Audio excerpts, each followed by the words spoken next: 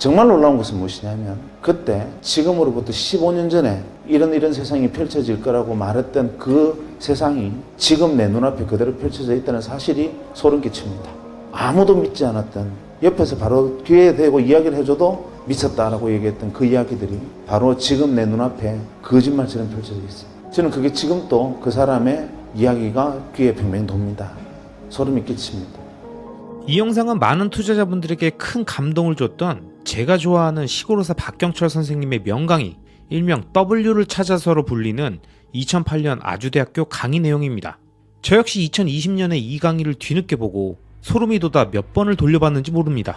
시대를 뒤바꾼 놀라운 혁신기술의 발명과 그에 따른 산업의 대변혁 과정을 자신과 지인의 경험담을 예로 들어 설명하는데 듣는 이로 하여금 정말 많은 생각을 하게 만들고, 이 영상을 다 본 이후엔 현 시대에 내가 해야 할 투자는 무엇인지, 내가 집중해야 할 분야가 어디인지를 각자 깊게 고민하게 만들어주는 영상이라고 생각합니다. 자, 그럼 한번 영상을 같이 보시죠. 제가 서울에 있는 모 경제연구소에 근무하는 친구한테 제게 전화가 왔습니다. 전화가 와서 그래 오랜만이다 하고 전화를 받으니까 다짜고짜 이렇게 말을 하는 거예요.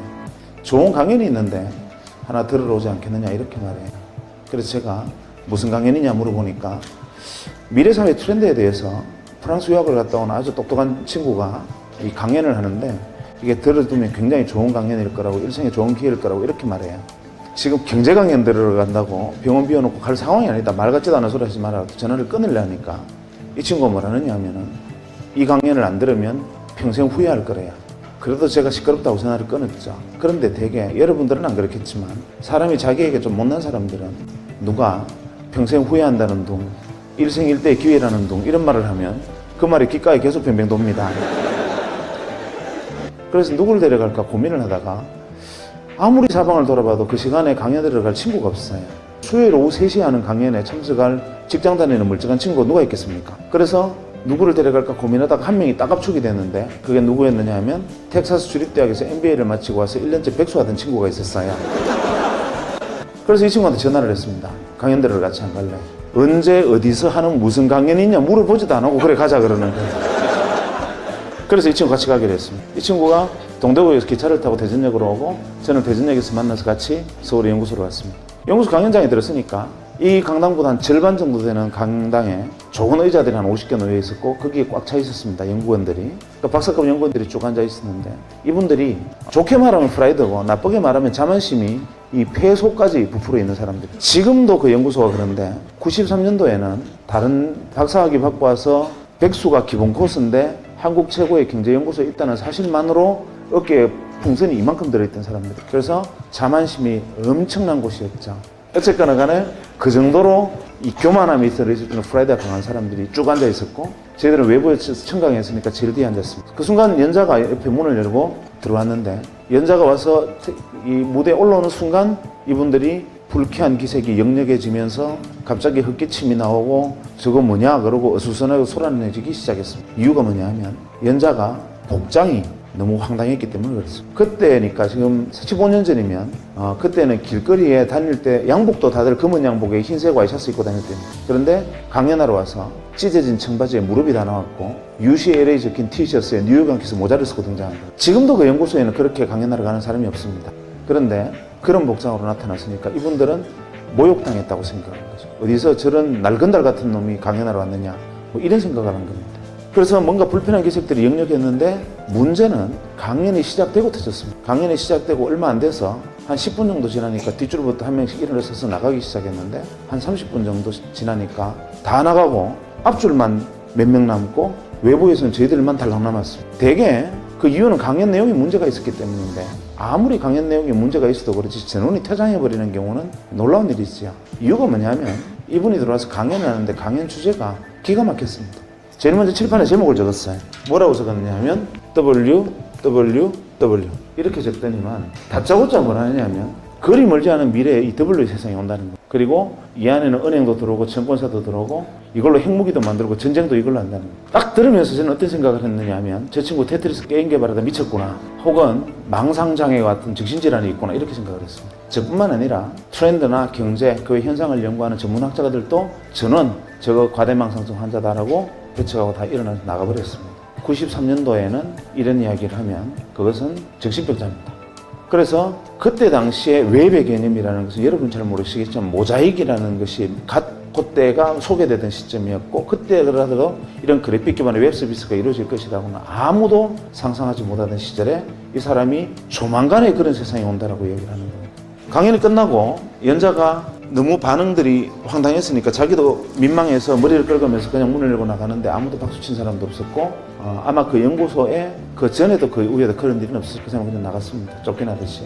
저도 이제 강연이 끝났으니까 저를 초대했던 옆에 연구소 친구 보고 이따위 강연을 들으려고 지금 대전 시민을 내팽개쳐 두고 내가 여기 앉아 있어야 되느냐 항의를 했더니만 연구소 친구가 자기도 이럴 줄 몰랐대요. 미안하다 이래요. 할 수 없다, 나가서 이제 저녁이나 먹고 놀러 가자 하고 이제 일어서는 순간 갑자기 제 오른쪽에 앉아있던 백수가 자리를 팍 차고 일어서더니만 저보고 빨리 돈 10만 원만 달래야. 10만 원은 뭐하게? 그러니까 너네들끼리 지네 먹고 따로 놀아라. 나는 저 W하고 이야기 좀 하고 가야 되겠다. 이러니까 따로 갈게. 경비 좀 돼. 이렇게. 네가 저 사람하고 무슨 얘기를 하느냐? 이러니까 강연에 깊은 감명을 받았대. 그래서 제가 백수 보고 이렇게 말했습니다. 내가 볼 때는 니나 자나 상태가 비슷하다. 너네들끼리 이야기해봐. 서로 도움 안 되니까 그냥 가서 저녁 먹고 집에 같이 가자. 이러니까 막무가내예요. 그래서 할 수 없이 이 경비 여비를 좀 떼주고 우리는 같이 친구하고 저녁 먹고 저는 그 길로 대전에 내려가 버렸어요. 그런데 문제의 백수가 어떻게 했느냐 하면 문을 열고 뛰어나가서 이 W가 주차장에서 차를 타려고 시동을 거는 순간 차문을 열어 제친 겁니다. 잠깐만요. W가 놀라서 왜 이러십니까? 하고 뒤를 고개를 돌아보니까 백수가 그를 쳐다보면서 이렇게 말했습니다. 저는 W를 믿습니다.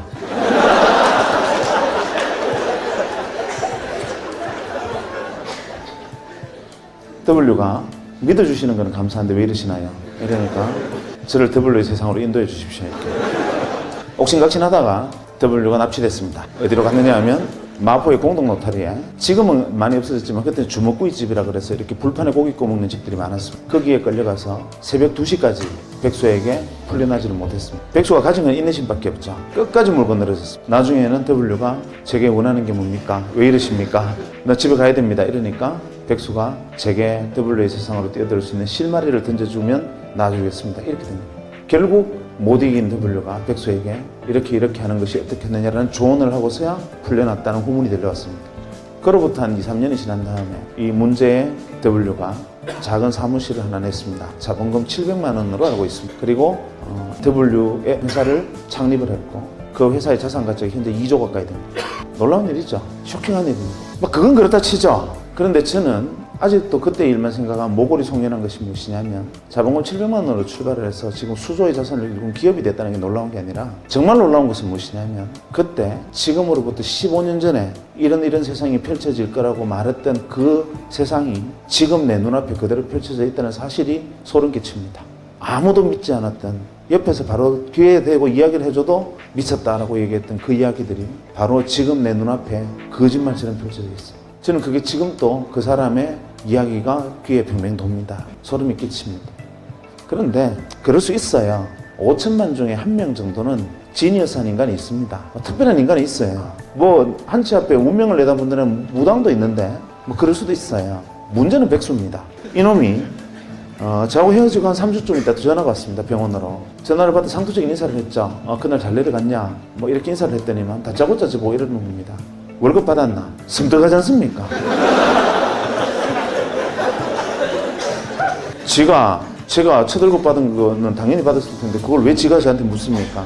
그래 받기는 받았는데 왜? 그러니까 그 돈 내 빌려둬 이러는 거예요. 좀 심하지 않습니까? 남 첫 월급을 자기 빌려달라, 말 같지도 않은 소리 하지 마라 이러니까 꼭 자기한테 빌려줘야 된대요. 사실 솔직히 말해서 백수가 빌려둬 이 말은 그냥 둬 이 말이잖아요. 나중에 내가 돈 좀 벌면 생각하자, 지금 안 된다 이러니까 하는 말이 지금 그 돈을 빌려주든지 자기하고 30년간의 인간관계를 끊으래요. 마음으로는 끊고 싶죠. 우여곡절 끝에 제가 받았던 첫 월급 중에 60만 원을 제가 최소 생계비를 제외하고 이놈한테 다 뺏겼습니다. 지금도 그것만 생각하면 뼈가 아픕니다. 어쨌거나 제 돈을 빌려갔어요. 그리고 이 녀석이 무슨 짓을 했느냐 하면 작은 방을 하나 빌리고 거기서 사업을 시작했습니다. 그래도 또 좀 시간이 지나서 제게 전화가 왔습니다. 한동안 연락이 없다 전화를 받았는데 여보세요 하니까 내다 이러는데 그놈 목소리예요. 그래서 제가 전화 받자마자 나 돈 없다 이러니까 돈 이야기가 아니니까 안심하래요. 그럼 왜 전화했냐? 그러니까 자기가 제 돈 빌려서 사업을 시작했는데 그거를 좀 도와줘야 되겠대요. 돈 말고 내가 뭘 도와주냐? 그러니까 아주 단순하니까 주소만 하나 만들면 된대요. 그게 무슨 주소? 그러니까 그건 아니고 굉장히 단순한 건데 가상 주소를 하나 만드는데 그 이유는 뭐냐면 편지를 주고받는데 필요한 거래요. 내용을 듣고 보니 지금으로 말하면 이메일 시스템을 운영을 하는데 거기에 이제 아이디를 만들어라 이 말입니다. 그래서 제가 첫 번째 바로 이렇게 말했습니다. 내 돈 빌려서 거지 됐나? 냉철한 지성과 합리적인 판단력으로 볼 때 너는 무조건 망한다. 왜냐하면 내가 세 가지만 물어볼게. 첫째, 너 1년에 편지 몇 통 쓰냐? 네가 1년에 편지 3통 이상 쓰면 내 손에 장을 지진다. 대개의 사람이 다 그럴 텐데 그거를 컴퓨터를 통해서 편지를 주고받는 사업이 되겠나? 무조건 안 된다. 두 번째, 설령 편지를 3통 이상 쓰는 사람이 있다 치자. 그래도 우표값 30원이 아까워서 그거를 컴퓨터를 해서 쓰겠나? 셋째, 편지란 자고로 6필로 쓰는 거다. 이 사업은 무조건 안 되는 사업이다 하니까 이 친구가 하는 말이 W가 말씀하시기를 에브리바디가 컴퓨터로 편지를 쓰는 날이 온다 했다는 거예요. 그래서 제가 그날 내가 너를 데려간 내 업보다 하고 어쩔 수 없이 아이디를 하나 만들어줬습니다. 또 시간이 흘렀습니다. 그 다음에 저희 병원에 전용선이 들어왔습니다. 소위 여러분들이 지금 쓰고 있는 메가패스와 인터넷 전용선이 그때 들어왔습니다. 어디에 제일 먼저 들어왔느냐? 종합병원에 제일 먼저 들어왔습니다. 정부기관하고. 그때 정보고속도로 사업 때문에 의료정보산업하고 행정전산망 사업 때문에 정부와 종합병원에 시범적으로 인터넷 전용선들이 깔리기 시작했습니다. 들어오기는 들어왔는데 책상 위에 정부 지원 컴퓨터도 올라왔고 전용선이라는 게 깔려 있는데 대체 이거는 쓸 데가 없었습니다. 기껏 한다는 게 하이텔 접속하는데 조금 빨랐다는 거. 그렇게 컴퓨터를 방치해두고 있는 어느 날 또 백수가 전화와서 뭘 하나 어떻게 해라 해서 그냥 뭐 어떻게 했습니다. 그러고 난 다음에 무심코 하루는 컴퓨터를 딱 켜니까 갑자기 바이러스 먹은 것처럼 크다는 창이 하나 붕 뜨더니만 산신령 그림이 하나 나타나고 산신령이 편지를 들고 있는 그림이 나타나요. 그러면서 편지가 왔습니다 하면서 산신령이 이렇게 편지를 흔들어요. 이게 뭐야 하고 클릭을 하니까 동창회 소집 공고 제목이 이렇게 되어 있는 이놈이 한다는 짓이 기껏 한다는 짓이 이거구나 하고 투덜거리며 냉소적으로 바라보다가 잠깐 놀랐습니다. 뭐냐면 수신인이 170명, 수신인 명단에 170명으로 되어 있어요. 그래서 제가 170명한테 한 방에 다 보낼 수 있으면 이거는 뭐 그런 대로 나쁘진 않네 하고 거기다가 답장하기 기능을 통해서 모두에게 하시겠습니까? 그때만 해도 그렇게 후진적으로 답장하기 모두에게 하시겠습니까? 예. 하고 나는 대전에 무슨 병원인데 너네들 어딨니? 하고 보냈더니만 이틀 만에 무려 한 7, 80명의 동창으로부터 편지가 쏟아졌어요. 나는 뭐 어디에 있다, 나는 정부의 뭐 과천 어디 청사에 있다 이런 식으로 막 연락이 쏟아졌는데 이거 신기하지 않냐? 되게 반응이 이랬습니다. 알고 보니 백수가 동창회 명부를 들고 정부나 대기업 종합병원 같은 전용선이 들어와 있을 만한 곳에 근무하는 친구들을 일일이 전화를 해서 설명하고 가입하게 하고 그 다음부터 낚시질로 메일을 계속 낚시 메일을 던지고 있었던 거예요. 저도 덜컥 물었던 거죠. 그날 이후로 저희 병원의 진료가 마비가 됐습니다. 이유가 뭐냐면 저희 병원 직원들한테 소개를 했더니만 다들 메일놀이에 빠져가지고 지금으로 메일을 메신저처럼 사용한 겁니다. 건강원에서 어제 저녁에 뽀뽀하는 거 봤다 이러면 선생님이나 신경 쓰세요 뭐 이런 식으로 왜 하루 종일 메일놀이 너무 신기하니까 메일놀이를 시작한 거죠. 저희 병원 직원이 다 가입하는데 일주일이 안 걸렸습니다. 물론 그 동창들 주변에 있던 사람들도 그랬죠. 그래서 서울도 아니고 대구에서 시작한 전자메일 서비스 회사가 1년 반 만에 250만의 가입자를 모집했습니다. 그리고 99년 초에 골드만삭스라는 외국계 투자사 600억의 지분을 넘겼습니다. 그리고 지금은 포스코 센터 옆에 있는 이렇게 쳐다보기도 어려운 빌딩의 소유주이기도 하고 그 안에 4개의 벤처기업을 거느린 벤처 지주사의 회장으로 변신해 있습니다. 백수가. 그리고 제 돈은 아직 안 갚았습니다.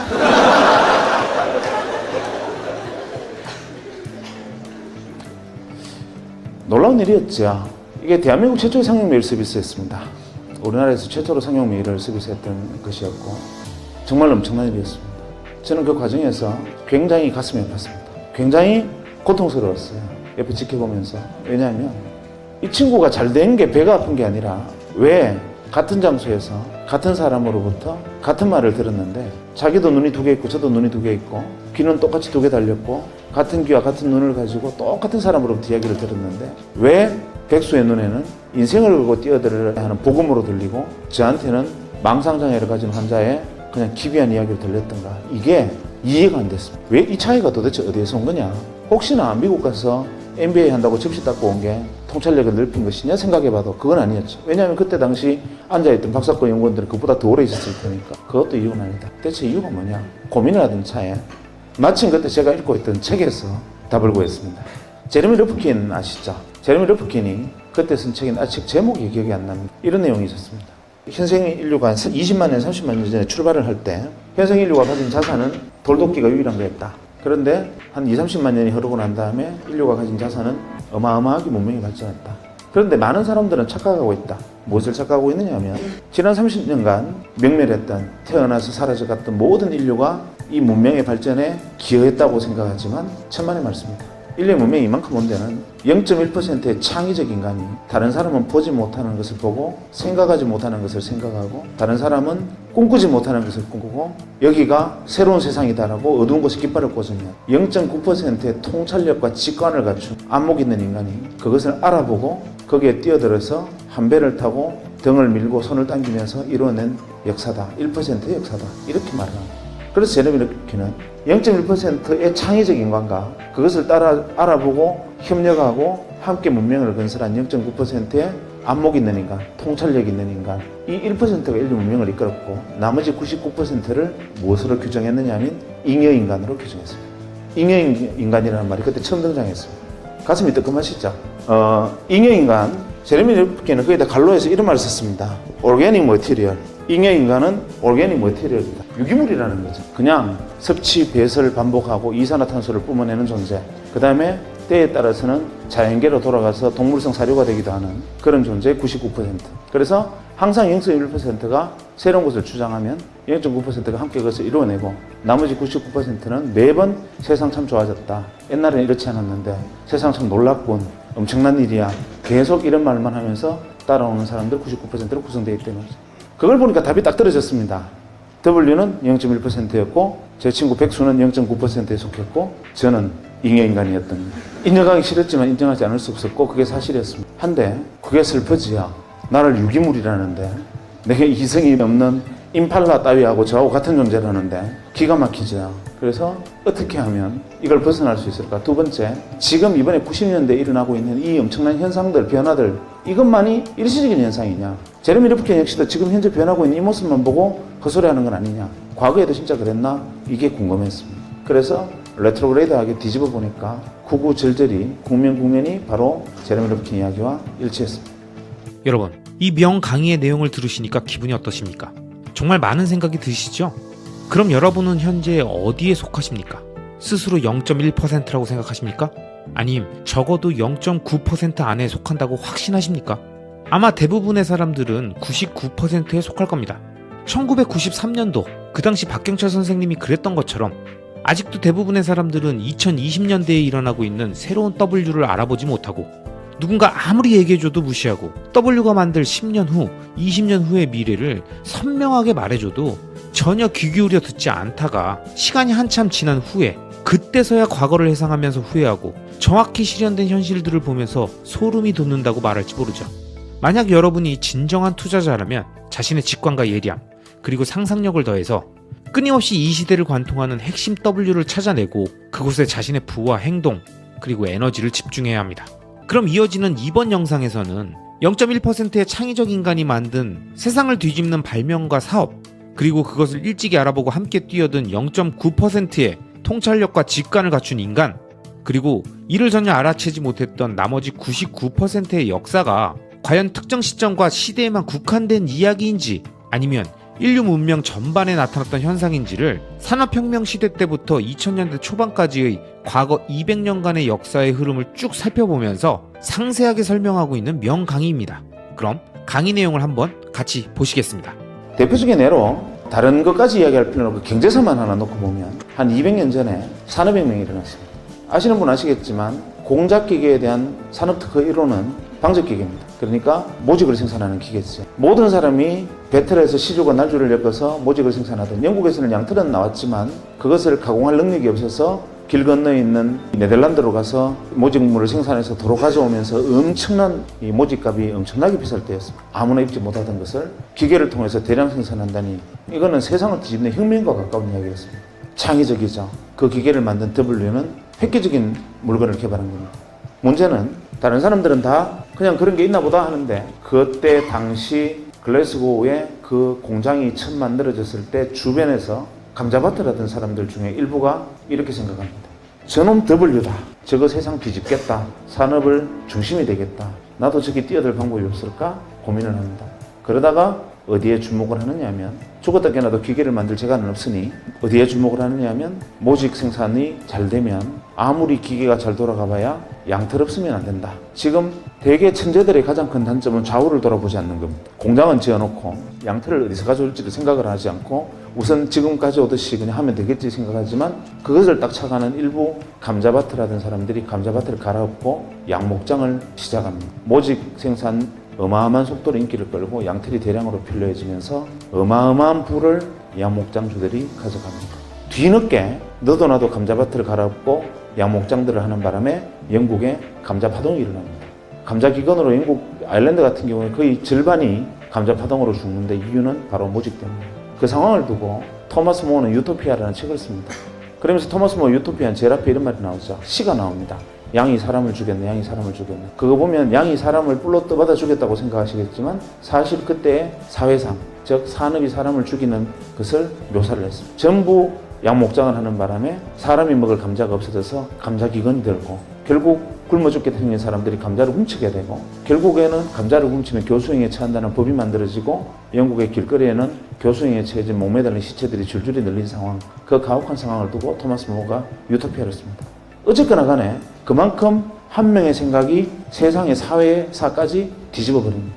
결국 양목장주들이 어마어마한 부를 축적합니다. 그래서 지금 영국에 가면 약 300개 정도 유력 가문이 있다 그러는데 그 가문들의 문양을 잘 들여다보면 이 양뿔이나 양머리가 그려진 문양들이 많습니다. 그것은 과거 200년 전에 조상들이 양목장을 했던 사람들의 후손이다 라는 것을 증명합니다. 문제는 그때부터 시간이 다시 조금 더 흐릅니다. 유럽에 드디어 소형 내연기관이 만들어지고 그것을 마차에 장착하는 초창기 형태의 원시적인 자동차가 만들어집니다.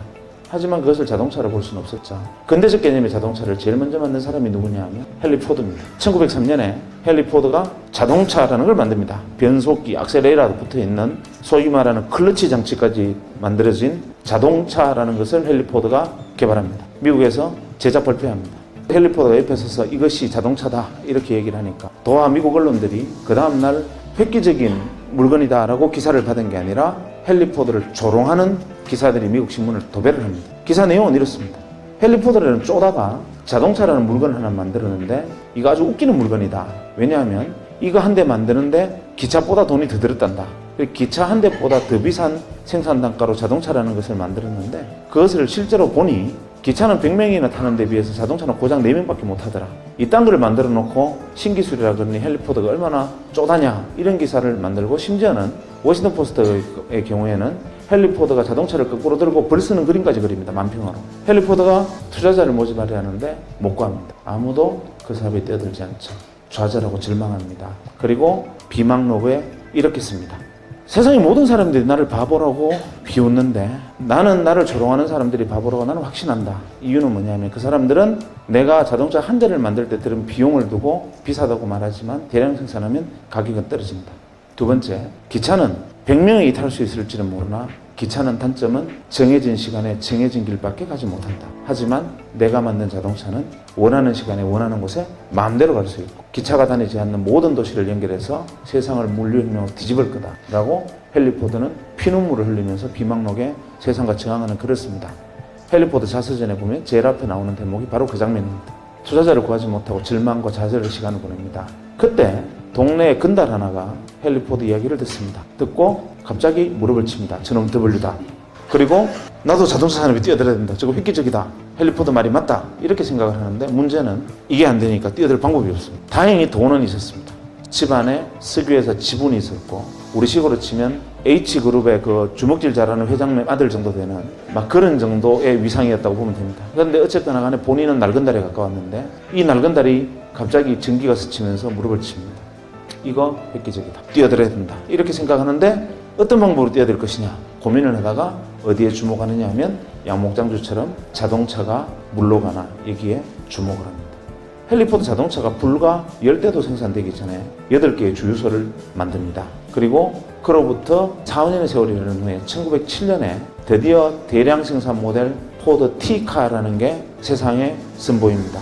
그게 여러분들이 알고 있는 매뉴팩처 시스템의 표시입니다. 그래서 대량 생산에서 가격이 낮춰진 근대적 개념의 자동차들이 쏟아져 나오고 그로부터 20년간 전 세계가 자동차 산업으로 뒤집힙니다. 문제는 차를 사서 몰고 나오면 기름을 넣을 데가 없습니다.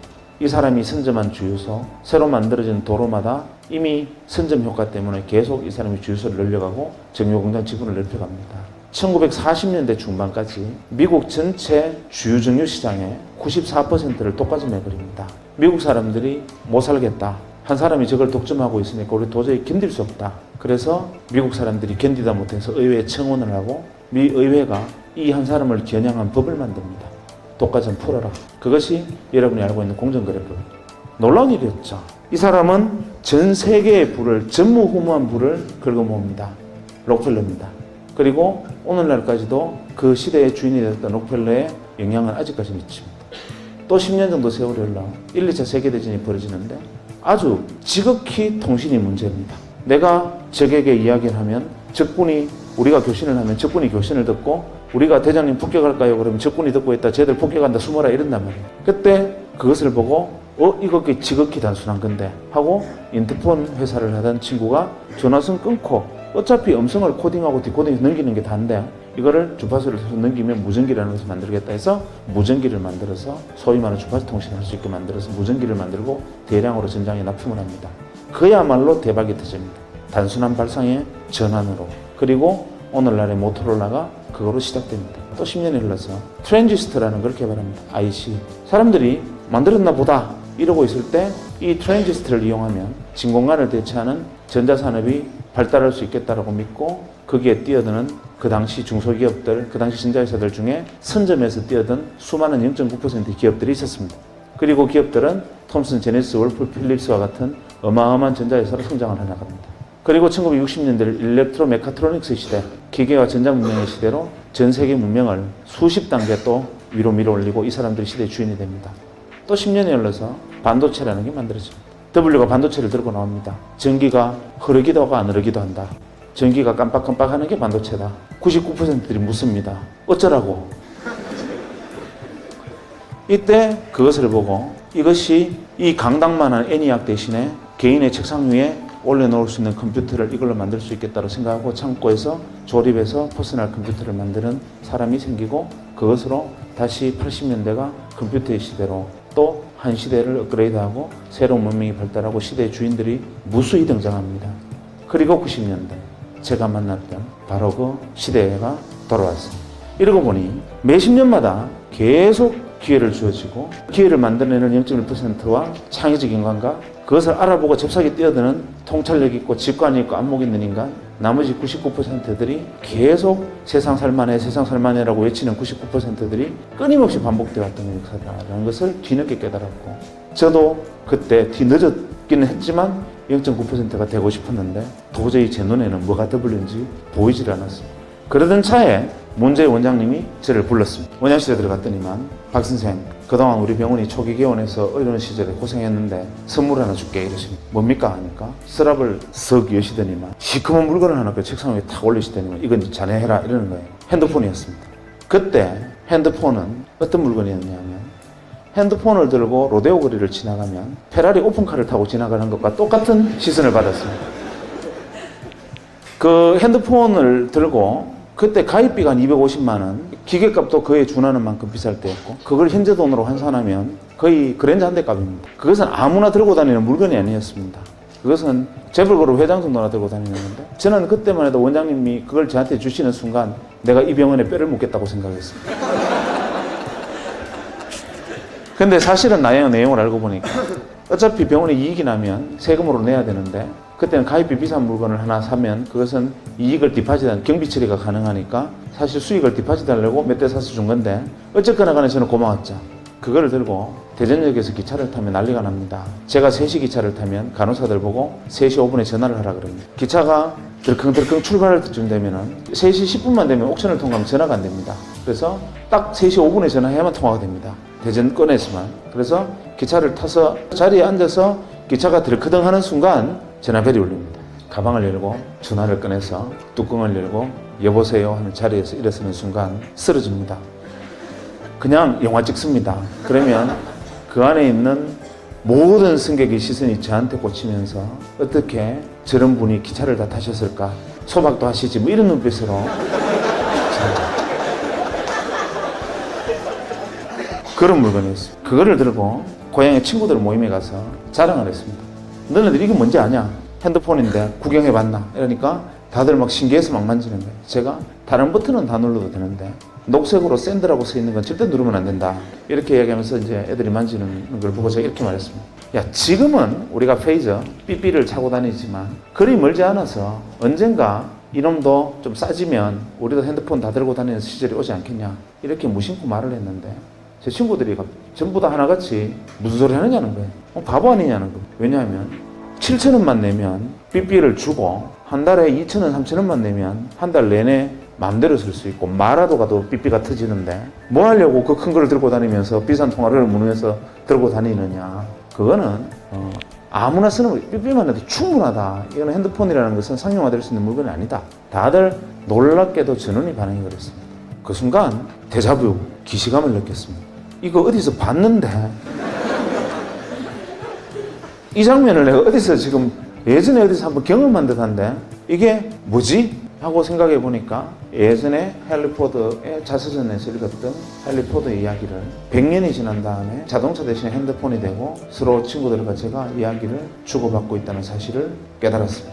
그래, 이게 W구나. 갑자기 눈이 번쩍 뜨는 거죠. 그리고 뒤도 돌아보지 않고 병원으로 달려가서 총무과에 전화를 했습니다. 이거 어디서 샀느냐 물어보니까 한국이동통신 주식회사라는 회사가 있는데 거기 가입을 했고 기계는 모토로라는 미국 회사래요. 그 길로 여기 뛰어들어야 된다 생각을 했지만 뛰어들 방법이 없죠. 배운 거는 칼질하는 것밖에 없는데 제가 그걸 할 수 있는 방법은 없고 그렇다고 가운 벗고 이동통신 대리점 할 수도 없고 이걸 어떻게 하면 될까 고민하다가 이 회사의 주식을 사면 되겠다. 그래서 이 회사의 주식 투자를 해보려고 주식을 사보려고 보니까 공기업이라서 거래가 안 돼요. 그때 한국이동통신, 지금 SK텔레콤이 전신은 공기업이었습니다. 그런데 마침 SK그룹으로 넘어간다는 소리에 한국이동통신 주식회사를 다니던 사람들이 자기가 가지고 있던 자사주를 명동 사채시장에 내다 팔고 있었습니다. 그때 당시 명동 사채시장에 가면 금강 구두표 10만원짜리 8만원, 엘칸토 구두표 10만원짜리 7만원, 한국이동통신 주식 2만원, 대량 입하, 대량 구매 시 협의 가능 뭐 이런 식으로 벌럭벌럭 하면서 이 종이들이 붙어 있었습니다.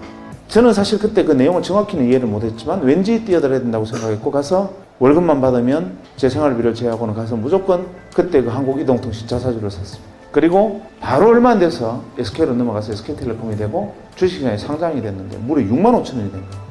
야, 이거다 라고 생각을 했으나 W에 올라탔는데 3배의 수익을 냈다는 것 자체로 W라고 보기에 좀 어렵지 않습니까? 그래서 이게 W가 아니었나? 이렇게 생각하다가 아니야, W 맞을 거야 생각하고 그래도 6만 원을 해도 사자 하고 월급 생기면 주식을 샀습니다. 주식을 산 게 아니라 사실은 제가 순간 믿었던 W라는 곳에 뛰어드는 차비, 티켓으로 생각하고 그냥 샀지. 시간이 조금 그리 말리 흐르지도 않아서 3, 4년이 지난 다음에 제가 99년 말에 이제 한 시대가 끝났구나, 이제는 그만하자 하고 틀고 나올 때 그걸 다 주식을 매도할 때 520만 원이 돼 있었어요. 주식이. 그러니까 2만 원에 산 주식이 520만 원이 돼 있었던 거죠. 세상 사람들이 저보고 그때부터 주신이라고 불렀습니다. 주식 투자의 대가다. 저는 억울했습니다. 나는 주식 투자를 한 게 아니고 정말 내가 그 순간 우연히 다행스럽게 지나가는 마지막 W 버스를 아슬아슬하게 뛰어들어서 범퍼 위에 올라타서 딱 붙어서 그 버스에 올라타고 다행히 다음 정거장으로 갈 수 있었던 것 뿐인데 그거를 주식 투자라고 오해를 했습니다.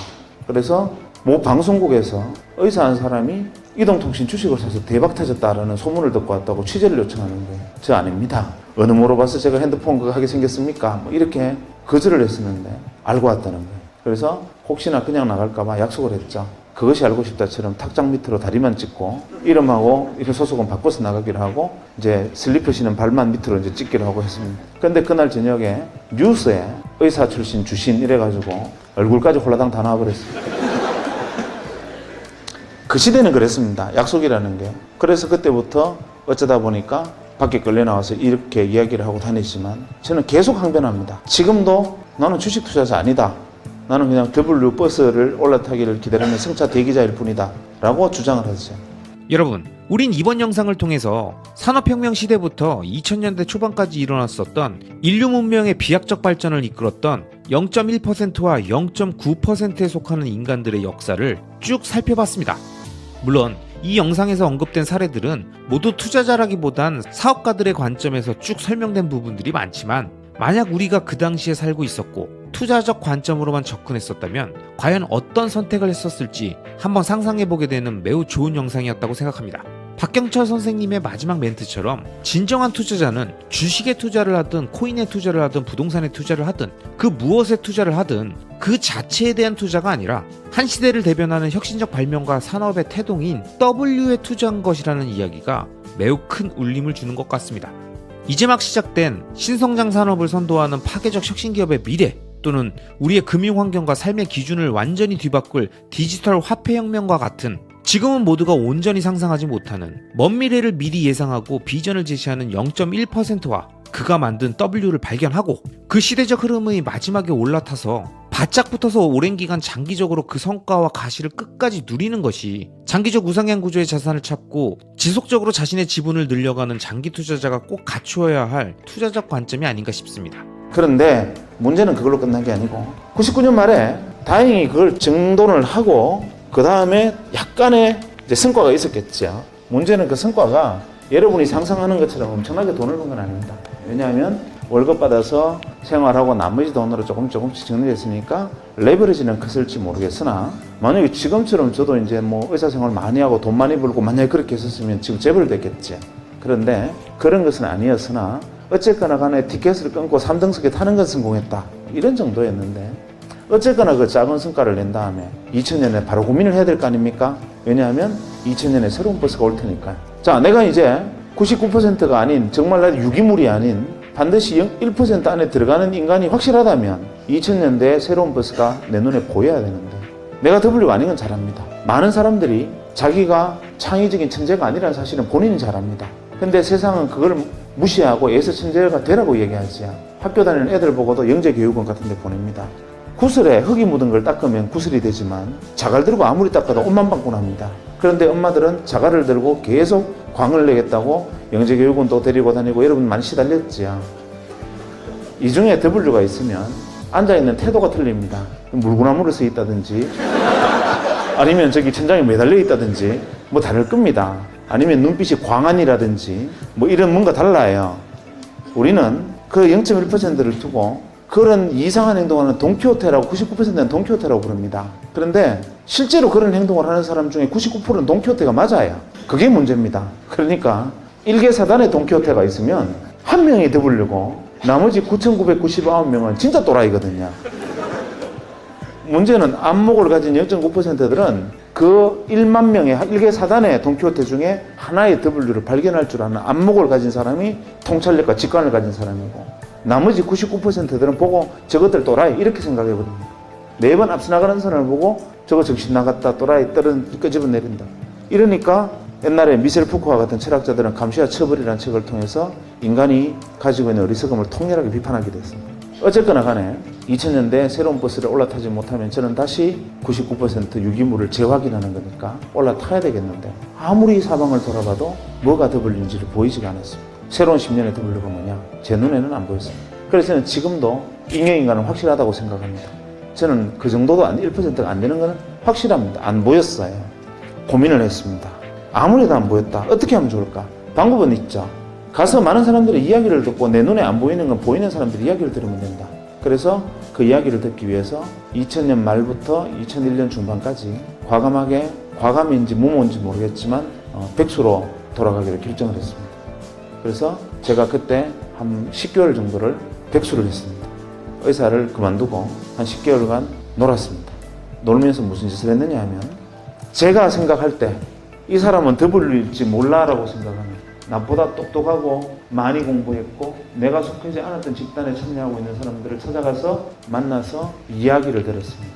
대학에서 강의하고 있는 친구, 아니면 가서 뭐 연극하는 친구, 아니면 연구소에 있는 친구, 혹은 뭐 기발하는 친구, 심지어는 애니메이션 하는 친구까지 찾아가서 그냥 밥 사주고 술 사주고 이야기 듣고, 그래 뭐 너네들 뭐 하고 있냐, 뭐 그거 어떻게 보이냐, 그 내용이 어떤 거냐, 이렇게 10개월간 틈만 나면 점심이건 저녁이건 아침이건 약속을 해서 사람을 만났습니다. 현자들을 만난 거죠.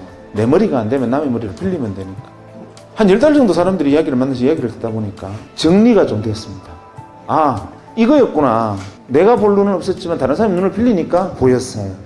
여러분, 아마 이 W 강의를 들으신 분들은 모두 다 자신이 하는 투자나 행동들이 W인지 아닌지, 내가 0.9%에 속하는 통찰력이 있고 직관이 있는 인간인지 아닌지에 대해서 많이 생각하셨을 겁니다. 그런데 우리의 이러한 자아 성찰과 별개로 우리 주변에는 자신이 W라고, 이게 바로 W라고 외치는 수많은 돈키호테가 있다는 것을 기억해야 합니다. 이 세상에 존재하는 모든 사기꾼과 스캠 코인, 좀비 기업들은 자신이 W라고 끊임없이 이야기합니다. 그리고 생각보다 많은 사람들은 이런 이야기에 넘어가서 실제로 그것이 W라고 믿으며 자신의 시간과 자본, 소중한 에너지를 낭비하죠. 그리고 한참 시간이 흐른 뒤에 시장의 냉엄한 심판을 통해서 처절한 응징을 당하고 나서야 깨닫게 됩니다. 그래서 아마 누군가는 이런 얘기를 하실 겁니다. 내 말이 그 말이야. 내가 어떻게 W를 찾냐고. 그게 W라는 확신을 어떻게 하는데? 그냥 자신 없으면 쓸데없는 짓 하지 말고 인덱스 투자나 해. 저는 이 이야기에도 일면 찬성합니다. 투자의 준비가 안 된 상태에서는 그냥 미국 주식 지수 추정 ETF를 적립식으로 매수하거나 차분하게 돈을 모아가면서 투자에 대한 공부와 개념을 정확히 익히는 과정을 가져가고, 그 이후에 조금씩 실전 경험을 쌓으면서 자신만의 자산을 바라보는 안목과 인사이트를 만들어가면서 투자의 기본기를 탄탄하게 구축해 나가야 됩니다. 그리고 이런 과정을 통해서 투자자가 갖춰야 할 3가지 덕목인 직관과 예리함, 그리고 상상력을 키워가면서 시대를 선도하는 큰 물결인 W를 찾아가는 자신만의 방식을 완성하는 것이 투자의 진심인 우리들이 해야 할 가장 중요한 숙제가 아닐까 싶습니다. 그리고 이 부분에 대해서 저는 제가 늘 말씀드렸던 장기적 우상향 구조를 갖는 자산, 강력한 팬덤이 존재하는 자산, 그 무엇으로도 대체할 수 없는 자산과 같은 저만의 기준을 바탕으로 현재 이 시대의 W를 선별했습니다. 이렇듯 그 무엇이 됐던 자신만의 기준을 만들고 박경철 선생님이 말씀하셨듯이 많은 사람들을 만나서 그들의 의견을 듣고 서로 깊게 대화하는 과정을 거치고 관련 서적들을 읽고 투자의 현인들의 말씀을 계속 기억하다 보면 일개사단의 돈키호테들이 떠드는 요란하고 현란한 소음들 속에서 진짜 W가 보내는 시그널을 분별할 수 있을 겁니다. 그리고 이러한 분별의 과정을 통해서 W를 선정했다면 그 이후 우리들의 장기 투자의 모든 리스크는 시간이 녹여 수익으로 치환해 줄 겁니다. 하지만 만약 돈키호테들의 꼬임에 넘어가서 쓰레기를 보물로 착각하고 쓰레기를 W라고 착각하고 자신의 포트폴리오에 담고 장기 투자를 한다면 오랜 시간이 지나서 뚜껑을 열었을 때 풍기는 썩은 악취는 아무리 시간이 지나도 녹이거나 없애주는 게 아니라 그 냄새만 더 강하게 만들 뿐입니다. 이 점을 이번 W 강의 시리즈를 시청한 모든 분들께 다시 한번 강조드리면서 강의의 마지막에 시골호사 박경철 선생님께서 우리들에게 남기는 묵직한 메시지를 함께 들어보시겠습니다. 그래서 지금 여러분은 하루하루가 너무나 소중하고 하루하루가 자기 미래 생을 결정하는, 어떻게 생각하면 정말 오늘 내가 이 자리에서 그냥 가만히 앉아 시간을 보내고 있다는 사실이 진저리가 날 정도로 현재의 모습에 대해서 자각을 해야 됩니다. 제가 이만하면 먹고 살만하지 않습니까? 직업이 의사고 뭐 나름대로 폼나는 일도 많이 하고 돈도 좀 벌었는데 뭐가 답답해서 앞으로 10년이 뭘까를 고민하고 또 사람 만나러 다녀야 되겠다 이렇게 생각을 하고 있는데, 하물며 여러분은 제가 10년 후에 어떤 W가 있겠습니까? 이제 2년 후에는 어떤 것이 주인이 되겠습니까? 라고 물으면 여기 있는 사람 중에 아무나 손 들고 나와서 내 생각은요? 라고 2시간 동안 이야기할 수 있어야 됩니다. 학생은 앞으로 2년 후에 새로운 W가 어떤 거라고 생각하나요? 라고 제가 질문을 던지면 제 생각에는 이렇고 이런 이유로 해서 내가 생각할 때는 이것이 새로운 W가 될 것 같아요 라고 이야기할 수 있는 준비가 되어 있느냐? 라고 제가 여러분에게 물었을 때 여러분 준비되어 있습니까? 그런 준비가 돼 있어야 되고 최소한 그 준비를 하기 위해서 치열해야 됩니다. 그러기 위해서는 자각과 자기애가 필요하고 자기를 철저하게 치열하게 사랑해야 되고 자기를 믿어야 됩니다.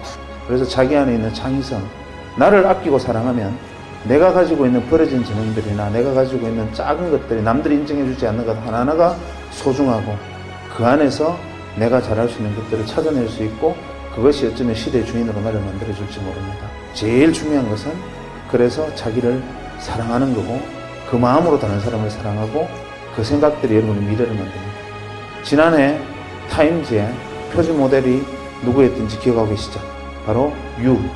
타임즈 표지 모델이 사람이 아니었고 바로 유 이렇게 되어 있었죠.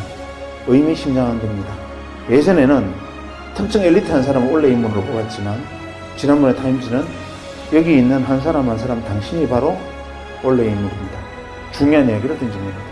여러분 한 사람이 우주고 여러분의 창의성을 어떤 식으로 키워나가느냐에 따라서 여러분 시대의 주인이 될 수도 있고 잉여인간이 될 수도 있어요. 선택은 여러분에게 있습니다.